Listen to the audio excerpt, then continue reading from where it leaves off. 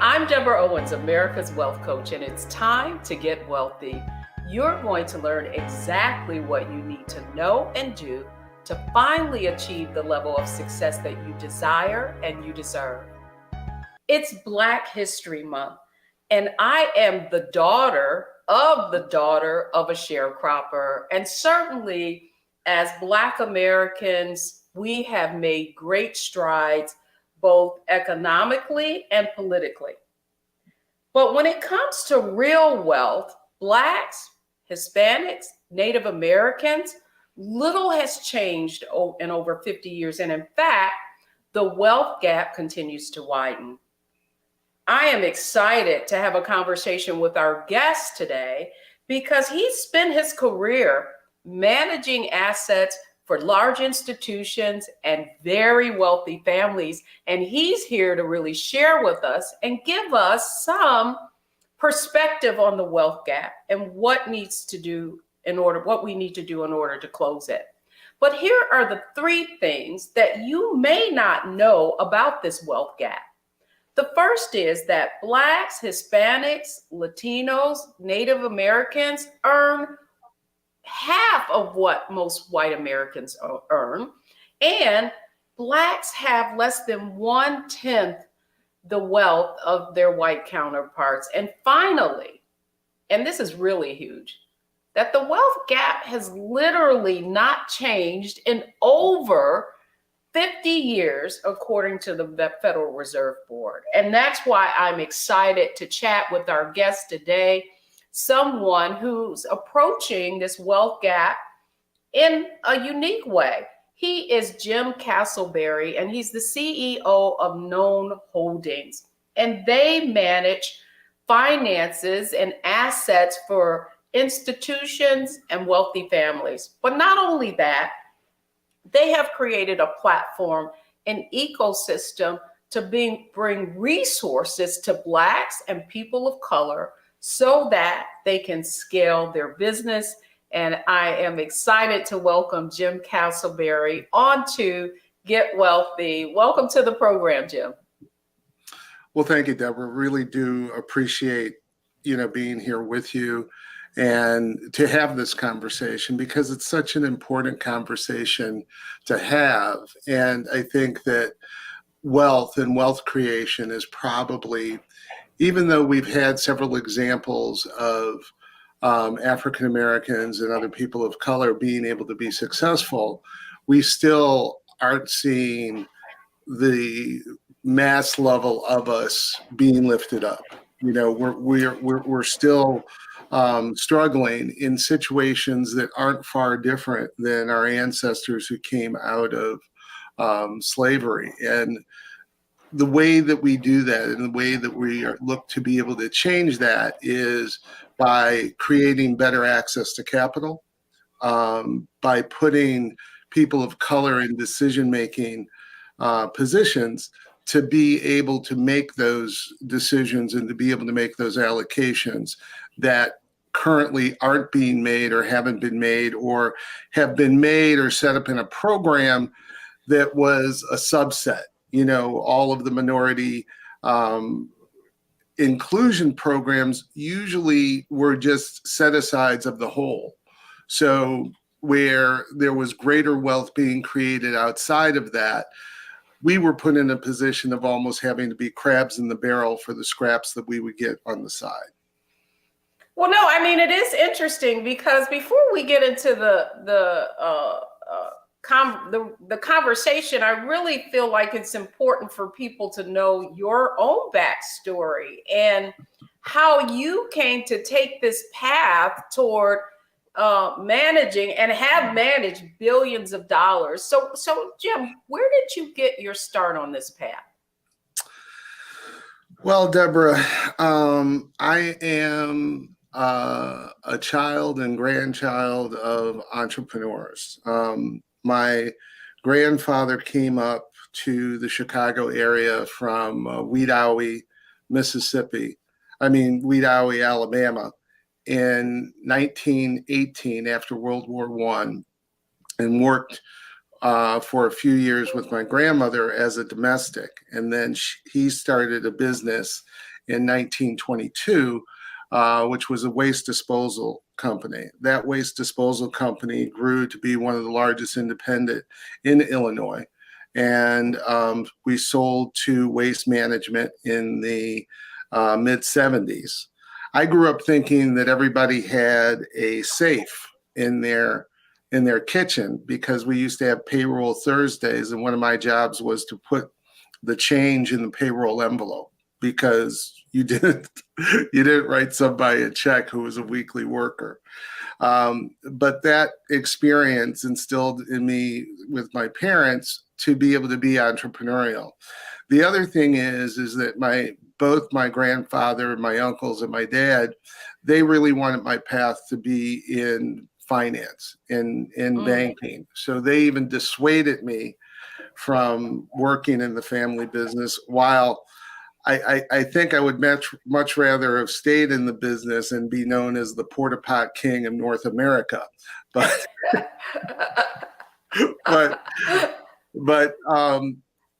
again, it was the connections of growing up in the community that I grew up that gave me the opportunity to be able to get one of my first jobs, which was at First National Bank of Chicago in the trust department. And that was one of my awakenings to where I was seeing familiar family names in the neighborhood that I lived in. They lived in the same size house, but their family had 8-figure wealth, right? Yeah. And it wasn't that we weren't doing well and we weren't thriving. You know, my parents were very much focused on education.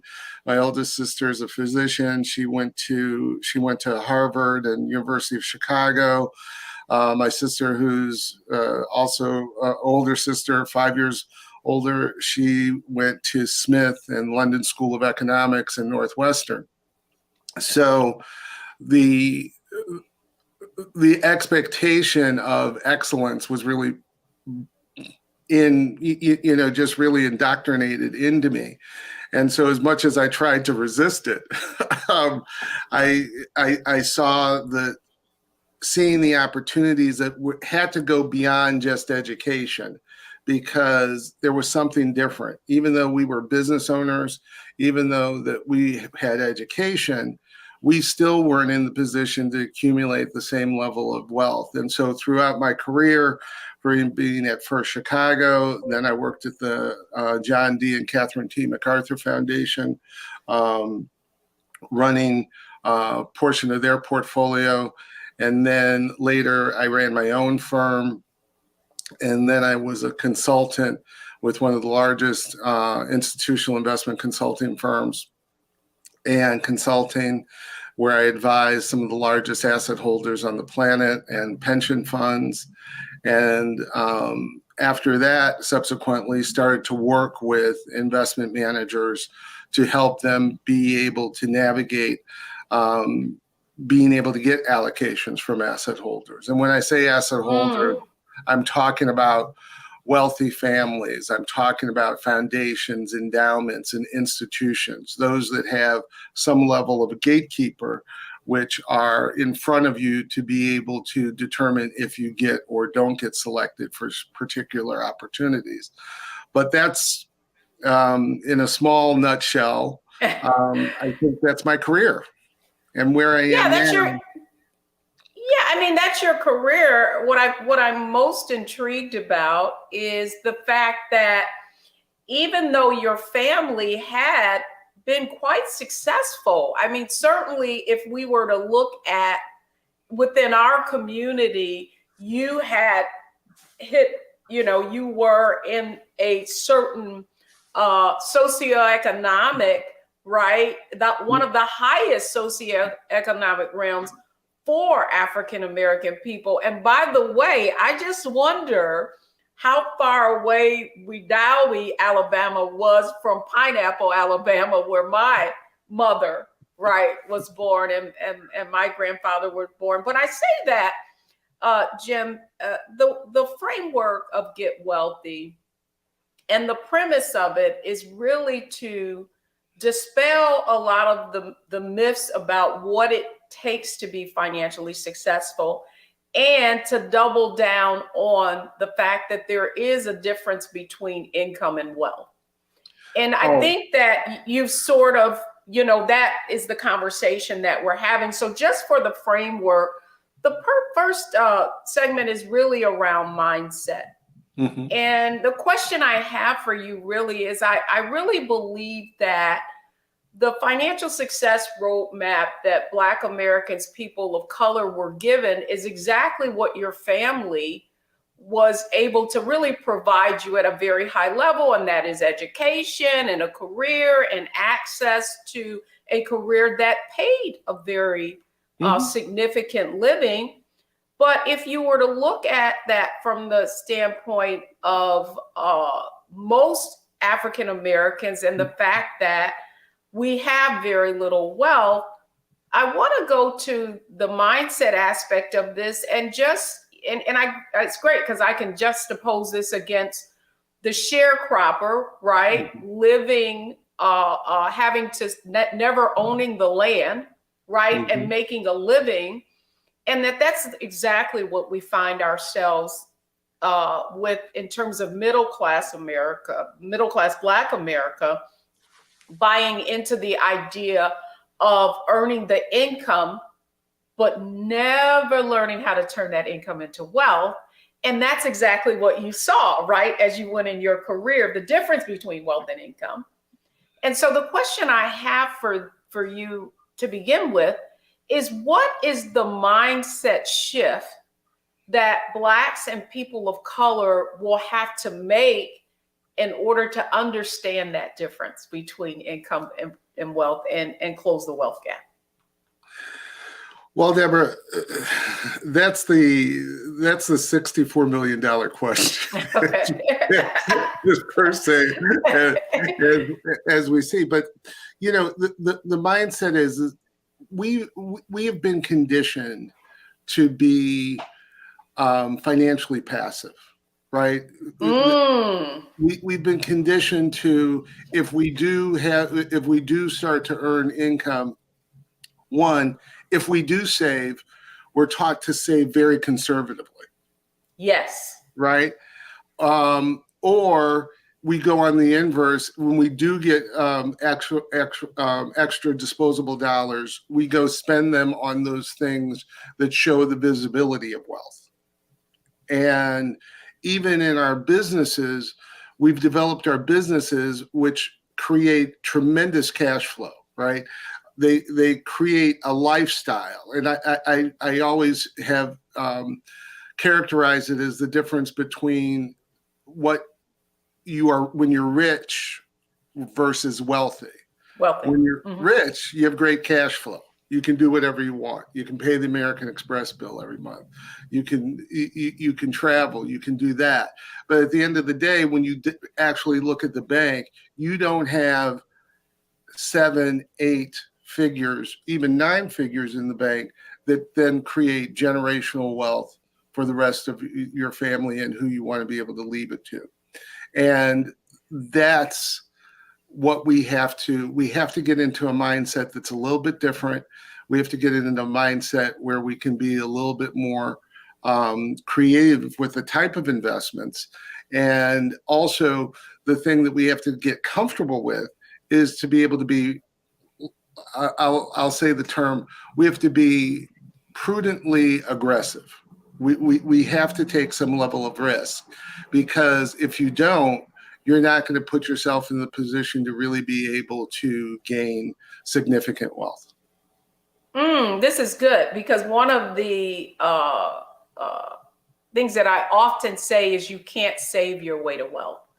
And right. When you look at where Blacks, people of color, where those assets are, one of the things we know is that we own so little equity assets, which have outperformed any other type of investments. We find when you look at the numbers, so much of our savings and potential investment capital is in fixed income investments, whether it's bonds, whether it's insurance, whether it's products that really haven't been able to accelerate our wealth. So when we come back in our next segment, which is strategy, I want to talk specifically about, from your purview, what you feel African Americans, people of color, need to do in order to accelerate their financial growth, right? And begin to make some kind of dent in this wealth gap. So don't go anywhere, folks. We'll be right back. All right, we're talking strategy when we come back.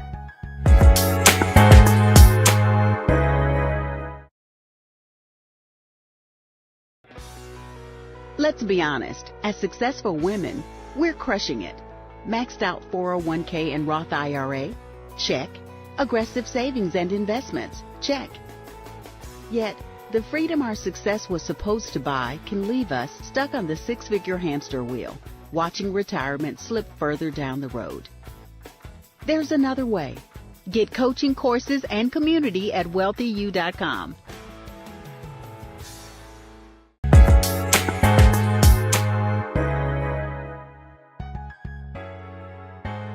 Welcome back, everyone. I'm Deborah Owens, host of Get Wealthy, and we're talking about getting wealthy by closing our wealth gap. And today I'm having a conversation with Jim Casselberry, who is CEO of Known Holdings, a asset manager and registered investment advisor firm. So, Jim, we talked a little bit about, I'm so glad you touched on this point too, about it's not that we don't have cash flow or assets. If you look at how different minorities are characterized, typically it's from that consumer and buying power, but not turning that, income into wealth, if you will.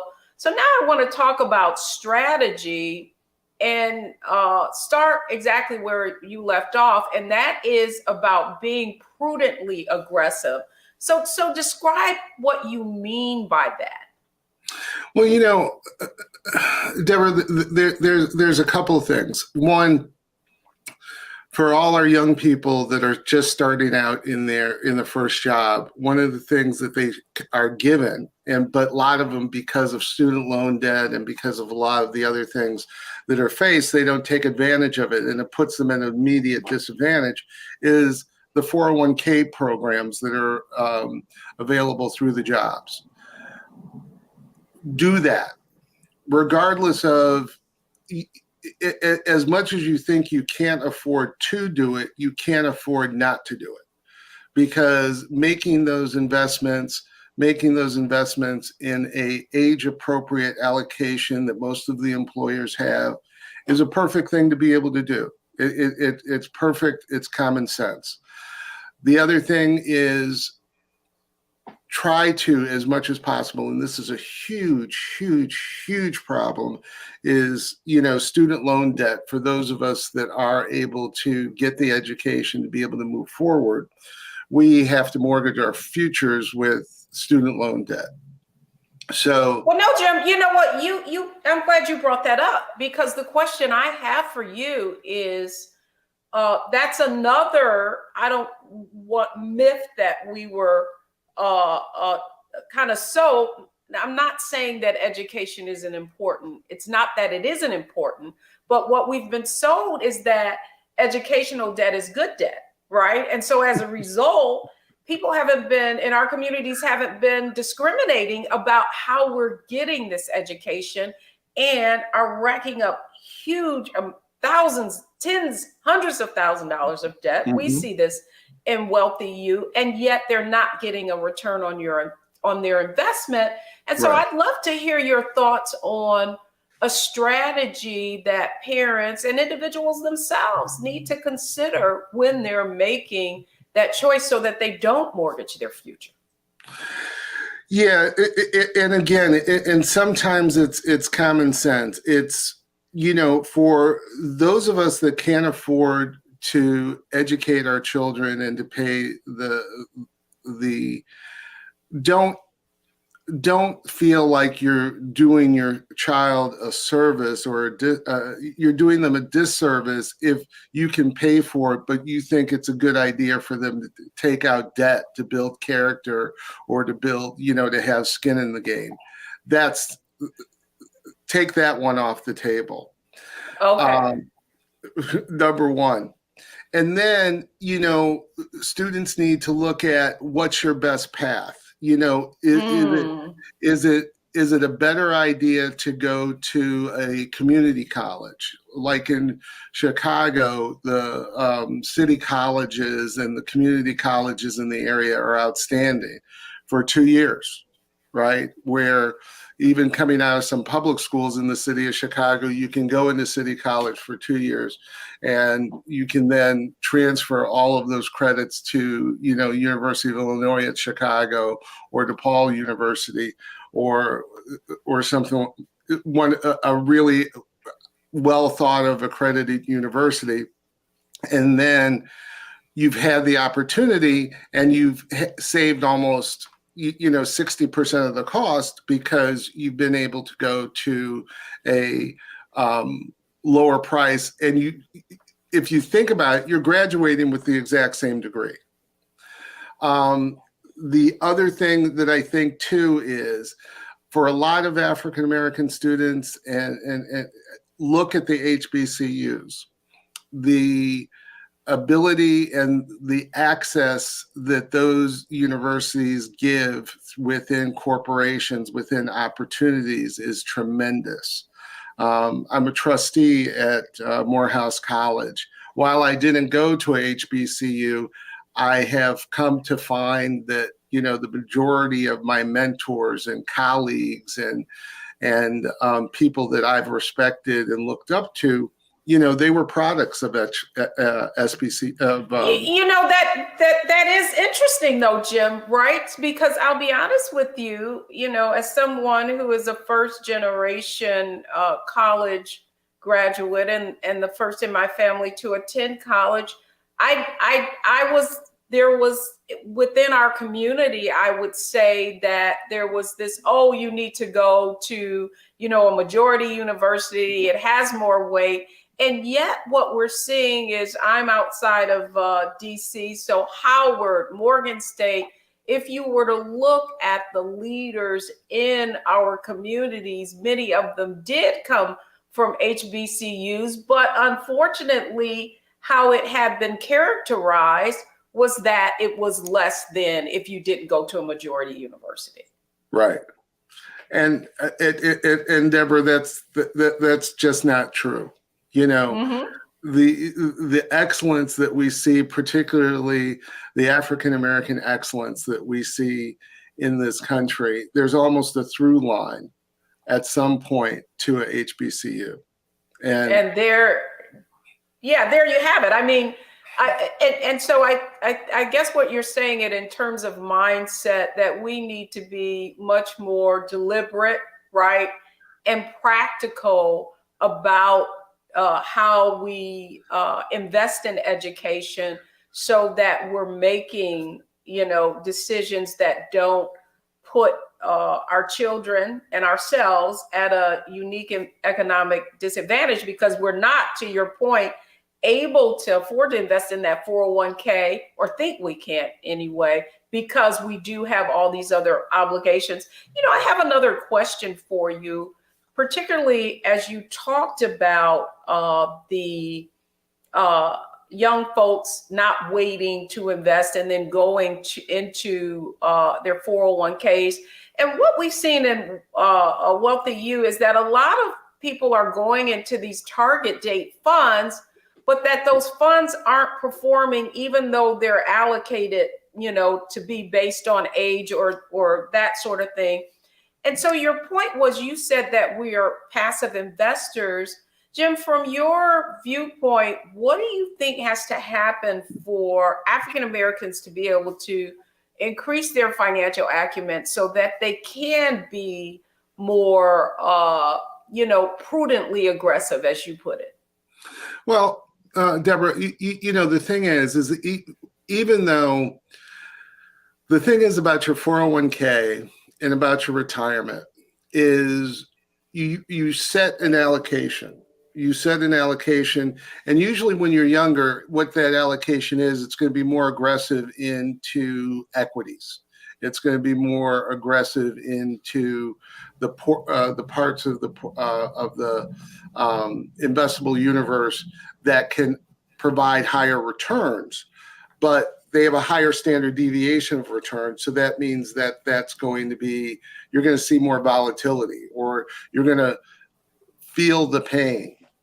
But here's the reality. I've been doing this since my career started in 1983. And I've seen the stock market crash of 87. I've seen the bond market debacle of the Fed, of mortgages in 93, 94.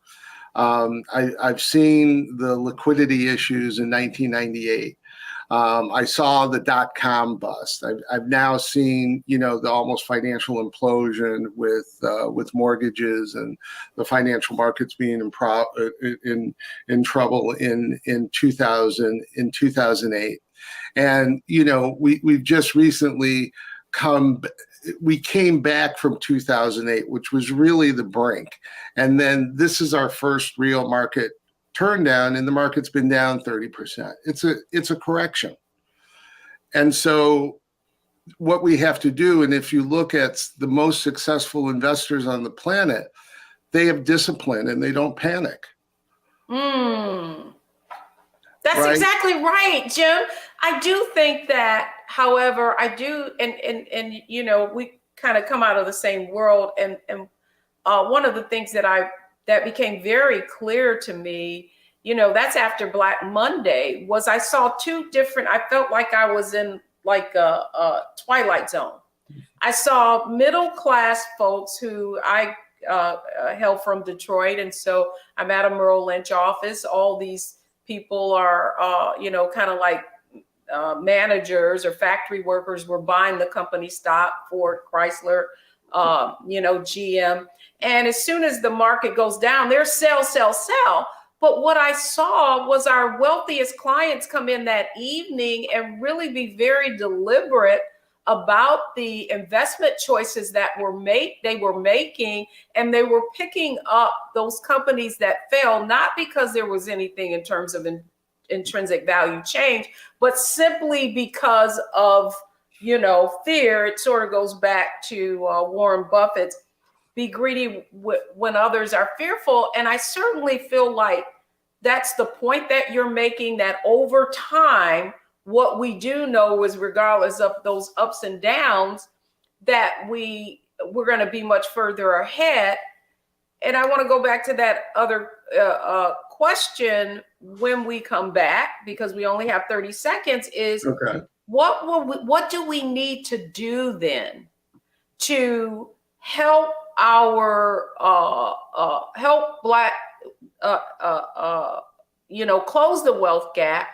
And part of that is help people get more comfortable with having their investments in stock, and also using investment managers. So that's what I want to tackle when we come back. And in our next section is perfect because it's all about execution. So don't go anywhere, folks. We'll be right back.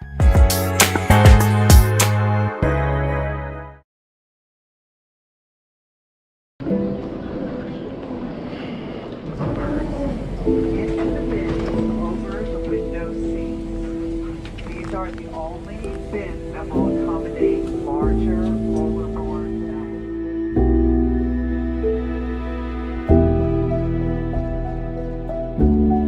They put 10 in here? 10, and you don't come out till you die. And you eat him, you hoop 10. Oh my God.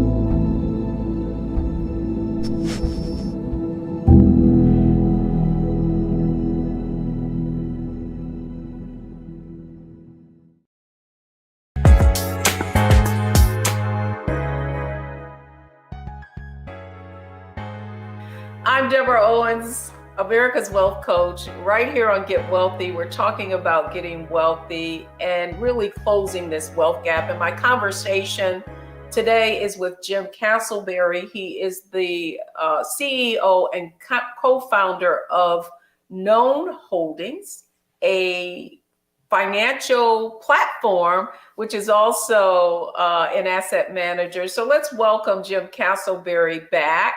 Jim, I want to talk a little bit about that because I really believe that part of the wealth gap is not just all of the things that you mentioned when you came on, access to capital, access, being limited in terms of our ability to manage those assets. But what do you feel like needs to happen for our community to own more equities, to have more of our investments and be aggressively prudent? Well,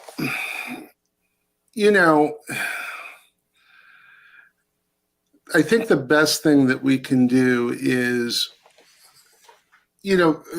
we need to make sure that we educate ourselves. We need to make sure that we educate ourselves financially, that we educate our children financially about understanding a FICO score, about understanding a credit card, about understanding what investments are, understanding what your 401k is, understanding what your mortgage is, understanding if you don't own, what you're doing for rent, making sure that, or if you are disadvantaged, if you are in poverty, if you are on government assistance, understanding all of that and all of the opportunity or lack of opportunity that exists so that you can make the best decisions within whatever circumstance you are. You can make the optimal decision for where you are.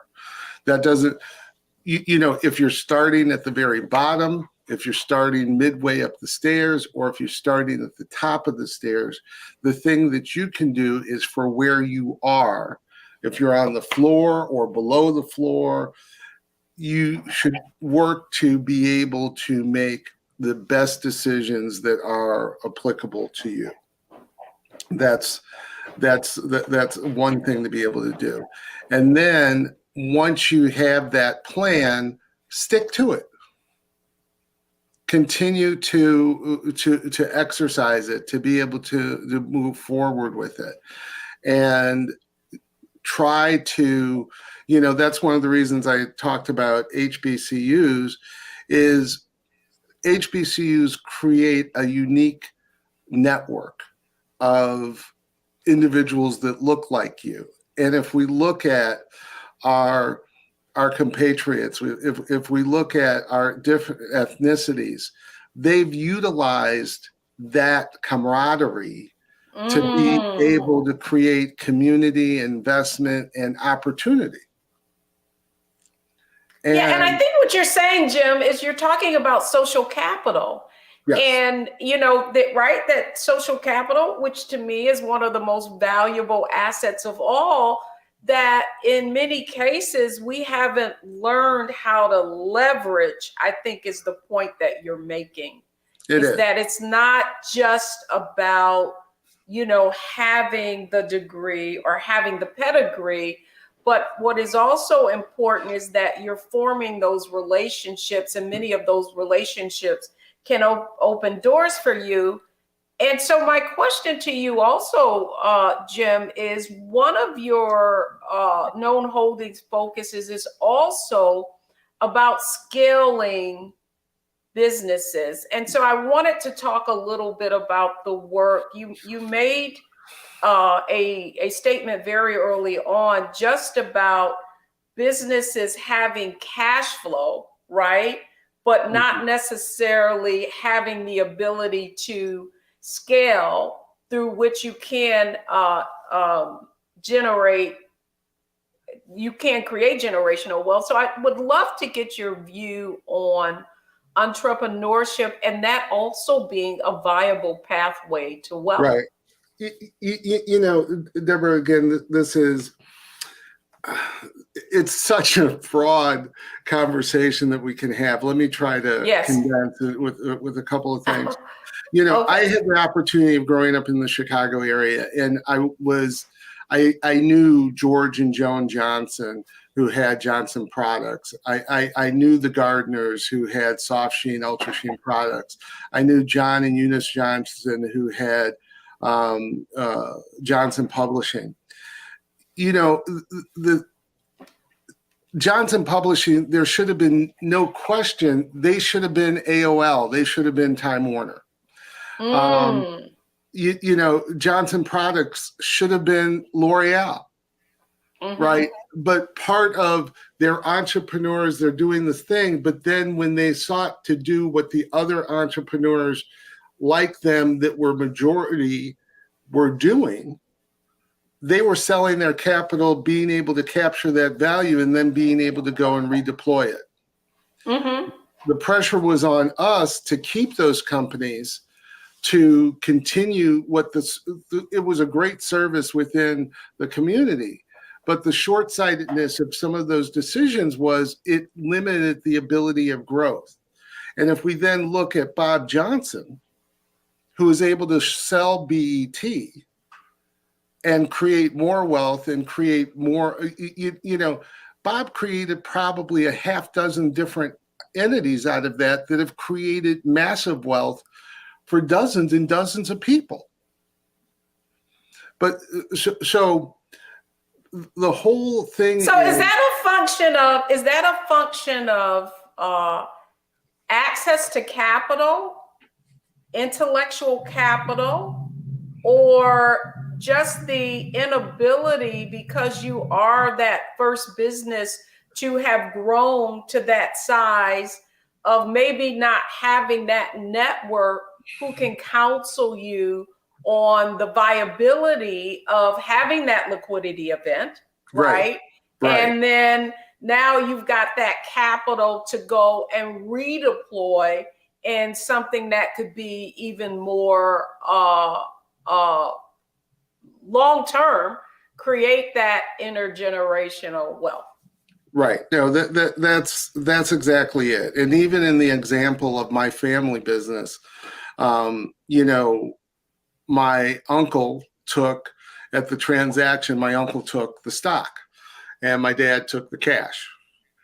Not that my dad did poorly, but my uncle's wealth was probably 8-10x of my dad's, because he took the stock and the stock continued to appreciate. Now, my dad took the cash, he invested it in, you know, in another business, and that business grew and it did fine for, you know, for me and my sisters and for our family. But it wasn't the same effect of what happened with my uncle. So again, that's two lessons there. It's the lessons of being able to redeploy your capital once you have been able to sell. And then it's also taking a greater risk. The less risk was to take the cash, right? That's what my dad did. But the greater risk was what my uncle did by taking the stock. So we have to be able to understand, and Deborah, one of the things you keep on alluding to, and I say myself, is one of the biggest differences of why I think that with what we're doing with Known and with what I'm trying to do with the network of folks that I'm working with is different, is we didn't exist 40 years ago. You know, there was nobody in the business that had 40 years of institutional investment management experience, who had been a consultant, who had been an allocator, who had worked at MacArthur Foundation, that had worked at JP Morgan Chase, that had worked at Aon Consulting. We didn't exist. And so the ability that we have, one, to have that experience, but two, to be able to, as you've alluded before, to be able to counsel business owners on what to do when they have these events, when they have these opportunities, because we've literally been able to be in the position of, through the wealthy families that I've worked with that have had IPOs, to be able to set up their generational platforms with foundations and their endowments and how they invest and how they're able to move forward and how they're able to move money back into different communities. That's something that just didn't exist and that we have now. And so that was one of the biggest reasons of why I felt that it was imperative that we start known, because we have to build this infrastructure for the BIPOC community. Well, you know what? It's interesting, Jim, because just in that conversation, in that response, I really understand the name of your business now, Known, right? I get it. It's like, the point is the secrets of the 1%, right? Mm-hmm. Like, it's a very closed arena, and certainly I spent a great deal of my time in that world, but you even went deeper, right, into what is unknown. Mm-hmm. And so now I totally get the reason for your name. And when we come back, it's our lightning round. And I really would like for you to share with our viewers, just as you see it from your purview, of how the unique approach you're taking in closing the wealth gap. So when we come back, it's our Analyze, Optimize, and Maximize round, where we're going to hear more from Jim Casselberry and now how Known Holdings is attacking the whole wealth gap from all different types of dimensions. So when we come back, it's all about Analyze, Optimize, and Maximize.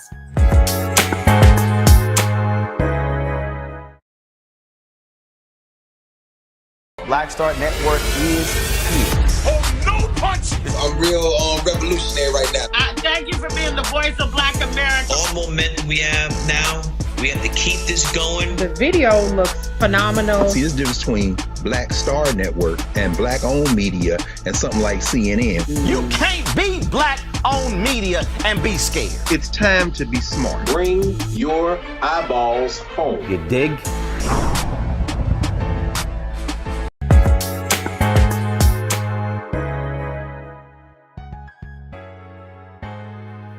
Welcome back, everyone.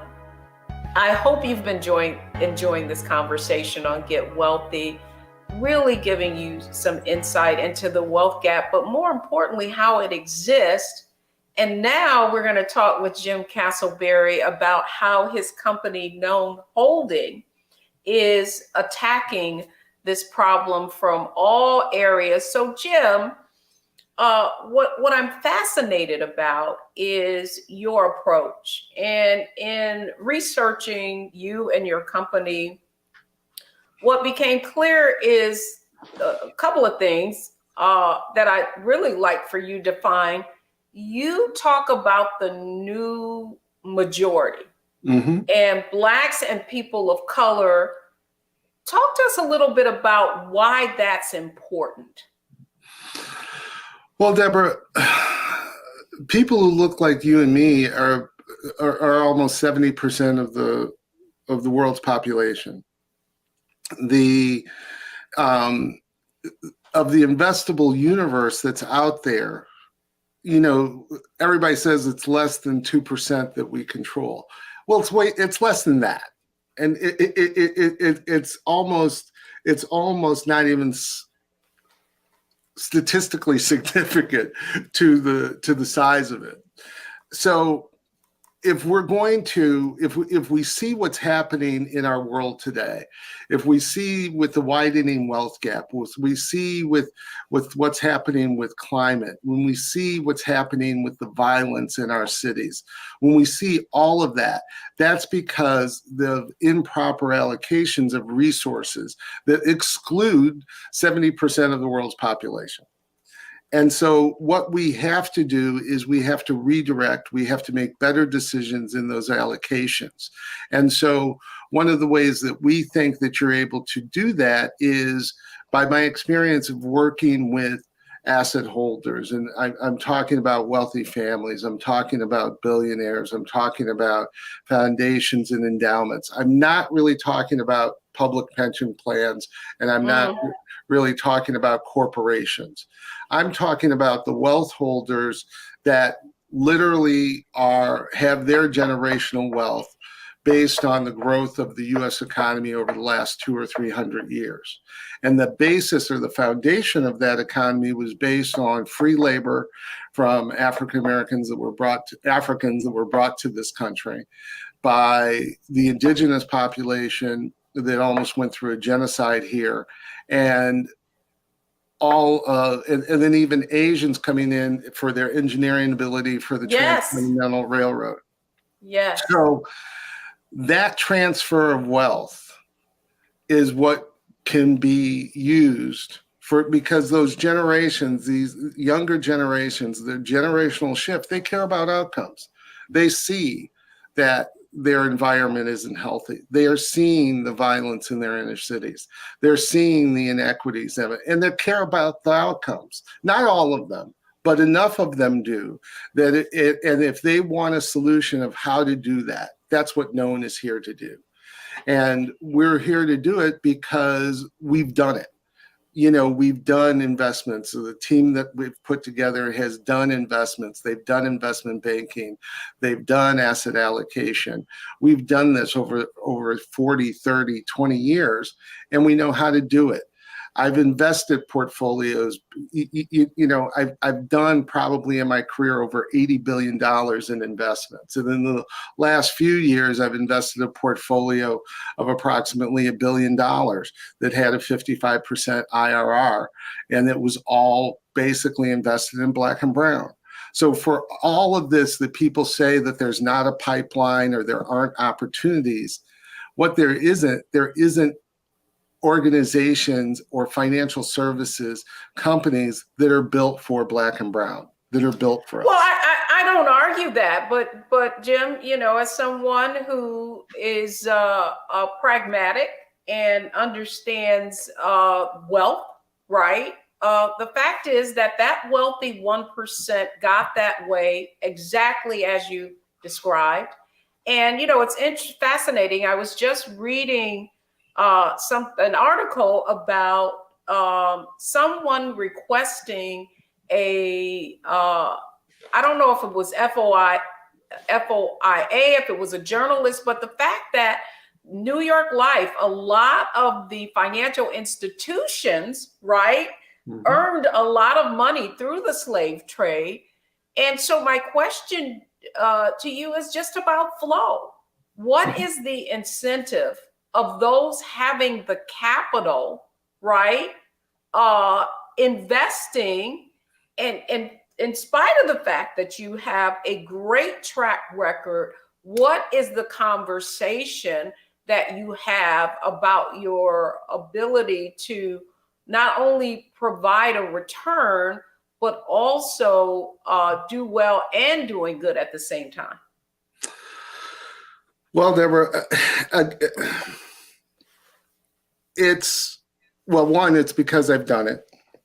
Okay. But two, what I've seen within this, there's going to be, it's rumored to be between 61 trillion and 91 trillion dollars that's going to transfer from the greatest generation to baby boomers to Gen X to millennials to Gen Z. And my experience has been over the last 7 years in running a single family office for a billionaire family, there are asset holders that care about, that want to narrow the gaps between racial, social, and economic inequality. What they don't know how to do is how to do it. Okay. And that's what we do. And we are able to do it. When I was at the MacArthur Foundation, we did a transaction in South Carolina at a small organization, South Carolina Jobs and Economic Development Authority. They were using HUD block grants as part of the loan packages for businesses within the state to create jobs.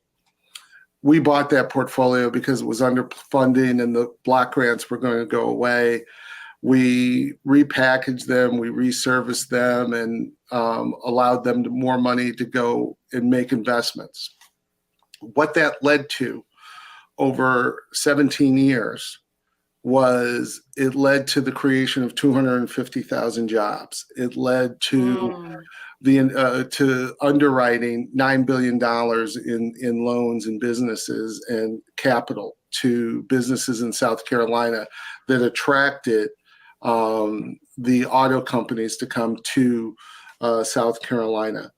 My partner, Val Redhorse, has numerous stories of the investments that she's been able to make in tribal lands and on reservations that have, changed the financial trajectory of those communities. The work that I did at MacArthur, the work that I did with Aon in helping large pension fund holders make better investments in Black and brown and minority companies without the detrimental rules or guidelines that sometimes exist that disrupt the opportunity. We've been able to be successful. So it's not a question of if this can be done. We do it, and we can do it, and we can do it confidently. But as you have alluded to, we're going upstream, because people have been indoctrinated with what in the movie Wall Street and Michael Douglas's character Gordon Gekko of coming out that greed is good. Greed is good, yes. Right? Well, it's not. It's not good to be extracted. It's not good to continue this building of a wealth gap. It's not good if we continue on this path that the average wealth of a Black family is going to go to zero. That's what the current trend is. That's right. Right, and we have to. I don't want to get too controversial, but one of the things I believe is that the gun violence that we're seeing in our city it's an economic problem. It's an economic problem.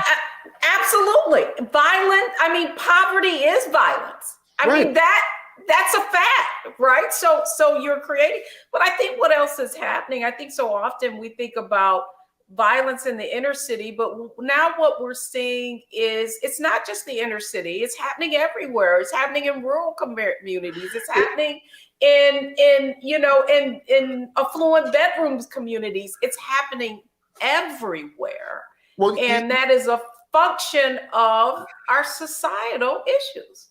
It is. And Deborah, one of the things that if we look to the thing that I don't think a lot of people took away from January 6th that I did, you have white guys who storm their own Capitol. There's a problem because they're feeling as if they're disenfranchised and they're feeling like they have problems. That means that our economy needs to do something different. We need to do that. That's good, Jim. And we're going to wrap right there. Man, an interesting conversation. Hey, let's keep us apprised of what you're doing. Let's keep this conversation going. I think that the work you're doing is critical. And I really want to thank you for coming on Get Wealthy and having this conversation with me today. Well, thank you, Deborah. We appreciate the opportunity. We appreciate to talk about it. And as me and my partners always say, this is more than us just trying to do something that's going to create wealth. We feel that it's our call and our mission. And we're going to work to try to make it better. All right. I love it.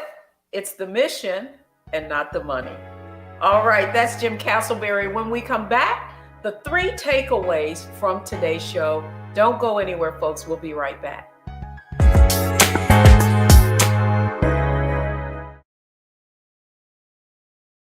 When you talk about blackness and what happens in Black culture, we're about covering these things that matter to us, speaking to our issues and concerns. This is a genuine people-powered movement. There's a lot of stuff that we're not getting. You get it, and you spread the word. We wish to plead our own cause. Too long have others spoken for us. We cannot tell our own story if we can't pay for it. This is about covering us. Invest in Black-owned media. Your dollars matter. We don't have to keep asking them to cover our stuff. So please support us in what we do, folks. We want to hit 2,000 people, $50 this month, raise $100,000. We're behind 100,000, so we want to hit that. Y'all money makes this possible. Check some money orders. Go to P.O. Box 57196, Washington, D.C. 20037-0196.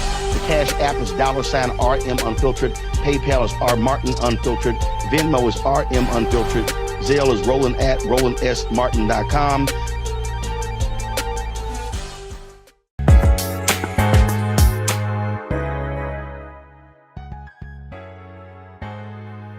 Welcome back, everyone. I'm Deborah Owens, host of Get Wealthy, only on Black Star Network. And here are your 3 takeaways from today.